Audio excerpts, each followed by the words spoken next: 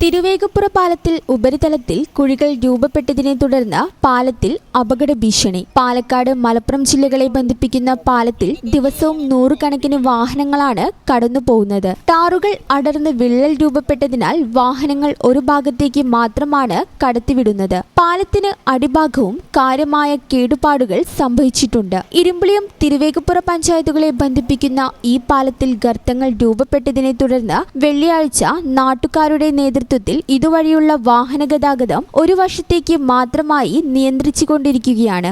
തൂതപ്പുഴയ്ക്ക് കുറുകെ പാലക്കാട് മലപ്പുറം ജില്ലകളെ ബന്ധിപ്പിച്ച് നിർമ്മിച്ച തിരുവേഗപ്പുറ പാലത്തിൽ വർഷങ്ങൾക്ക് മുമ്പാണ് അറ്റകുറ്റപ്പണികൾ നടന്നത്. പാലത്തിന്റെ ഉപരിതലം പുതുക്കിപ്പണിയാൻ അടിയന്തര നടപടികൾ സ്വീകരിക്കണമെന്നാണ് നാട്ടുകാരുടെ ആവശ്യം. പാലത്തിലെ ഗർത്തം വാഹനയാത്രക്കാരിൽ ഭീതി ഉയർത്തിയിട്ടുണ്ട്.